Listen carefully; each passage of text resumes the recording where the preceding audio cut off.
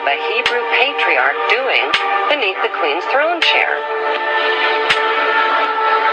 Number 2, why was the queen crowned at her coronation ceremony on top of a symbolic Egyptian step pyramid? Number 3, the monarch's crown has 12 stones at the base, each representing the 12 Hebrew tribes. The 12 stones of the 12 tribes were also worn on the breastplate of Hebrew high priests in Canaan. Number 4, the Union Jack represents the reunion of the United Kingdom of the 12 tribes of Jacob, or Jacob. The Union Jack is red, white, and blue, the same colors as the 3 crowns of Egypt. Number 5, the royal scepter originates in ancient Egypt and was carried by the Egyptian god Amun and by Egyptian pharaohs, who called themselves the Son of God. The royal scepter is now carried by pharaonic descendant Queen Elizabeth II. Her scepter contains the world's largest cut diamond, called the Star of Africa.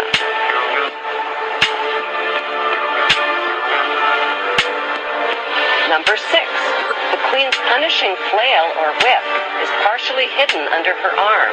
The flail or whip also originates with the pharaohs of ancient Egypt. Number 7, the symbol of the bee can be found within the queen's royal wardrobe. In ancient Egypt, bees were the symbol of Egyptian royalty, as well as the symbol of Egypt.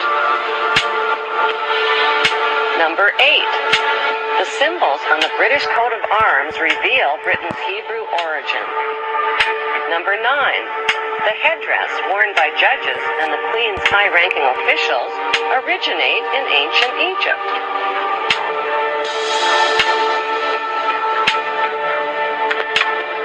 Number 10, kilts like the one worn by Prince Charles originate with the Egyptian pharaohs who wore white kilts.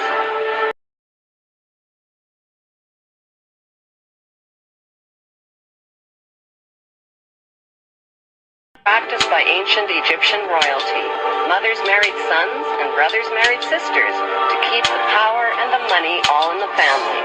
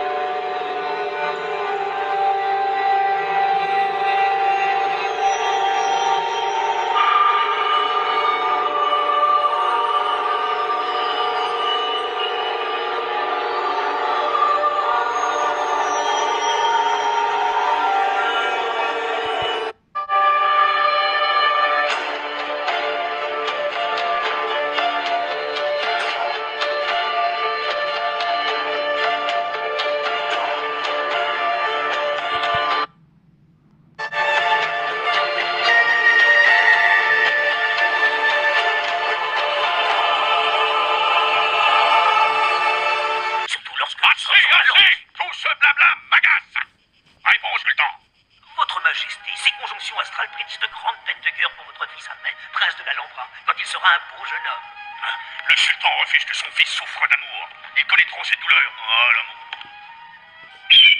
Votre Majesté, les peines de cœur sont supportables. Peut-être même nécessaires, pourrait-on dire. Le sultan ne peut pas débattre sur ce sujet. Le sultan vous a demandé de Damas pour enseigner toutes les sciences à son fils. Le prince de l'Alhambra n'a pas à être affaibli par des histoires d'amour. Oui, je comprends, Votre Majesté. Regarde, Ahmed. Regarde. Non, sire, un prince ne doit pas penser à ça. C'est une absurdité. Oh, le pèlerin de la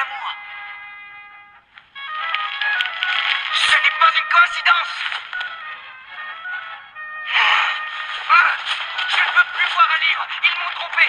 Tout n'est qu'un gigantesque mensonge. Dans l'immensité du ciel, mon regard plonge dans la multitude d'étoiles à la recherche.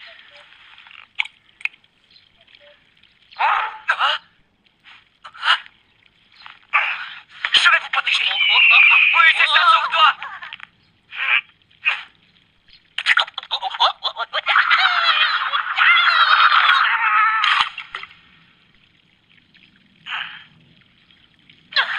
Quelle chute. Bonté divine. Voilà un humain avec qui je peux parler. On dirait que la folie a contaminé tout le monde. Vous pouvez peut-être m'aider à retourner auprès de mon amoureuse. Amoureuse, tu dis? Amoureuse du mot amour? Alors est-ce que tu peux m'expliquer le sens exact de ce mot amour? Je n'en crois pas mes oreilles. Tu es en train de me dire que tu n'es jamais tombé amoureux? Je crois que j'ai de l'affection pour mon maître Bonaben, mais parfois il est un peu pénible, il m'ennuie beaucoup. Et dans ces moments-là, je suis plus heureux tout seul qu'en sa compagnie. Ce n'est pas tout à fait de cette relation dont je parle. Regarde autour de toi, et tu verras que tous les êtres ont une âme seule. Est-ce que par hasard, il y a dans ton entourage une personne de sexe opposé? Tu sais, une dame qui fait battre ton cœur quand tu la vois. Sexe opposé? Une dame? Dis-moi, je te prie, dis-moi où j'aurais pu rencontrer cette personne. Je vis ici, dans la solitude la plus complète. Eh bien, il est temps que tu voyages. Destination, le nord de Grenade.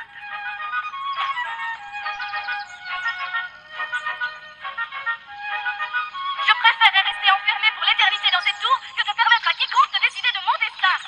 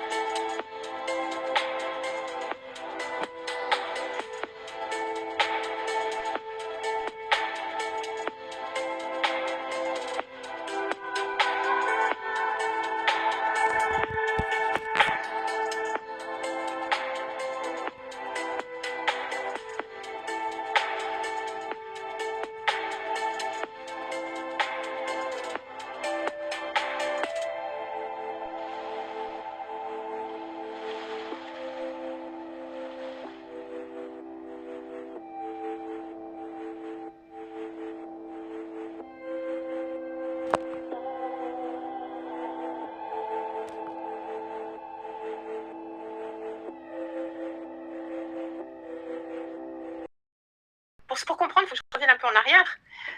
En 1745 avant Jésus-Christ, 1745, c'est le pharaon Néferhotep qui reconstitue l'unité du delta et il reporte le protectorat à Byblos au Liban. Et les Hyksos, le peuple cananéen et ammonite, poussés par les peuples indo-européens de l'Asie centrale, les Hittites et les Kassites, envahissent les terres fertiles du delta en introduisant le char, le cheval et le culte du dieu Baal. Donc on voit déjà qu'en 1745, ça commence à aller très mal en Égypte parce qu'il y a l'invasion des Hyksos, quoi. Et ensuite, en 1700, alors j'ai écrit la date qui nous intéresse, c'est très important, c'est la domination totale des Hyksos sur l'Égypte, sur le delta en tout cas, et leur capitale Avaris en Égypte. C'est le premier roi pasteur des Hyksos qui s'appelle Salitis qui domine la Basse-Égypte, et il fonde la nouvelle capitale Avaris, et il a même battu le roi de Haute-Égypte égyptien. Donc, on est en plein chaos en Égypte au moment où notre princesse égyptienne s'en va. Donc, ça pourrait très bien être à cause de l'invasion Hyksos que notre princesse égyptienne s'en va.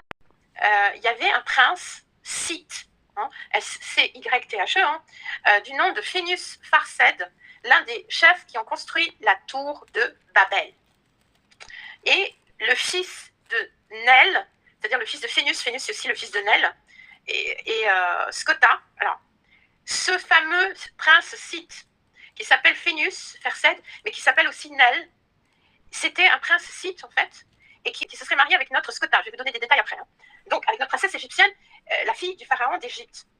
Ils ont eu un fils qui s'appelait Goïdel Glass. Glass, ça veut dire vert en gaël. Et il est crédité de la création, carrément, de la langue gaélique. C'est une langue proto-irlandaise.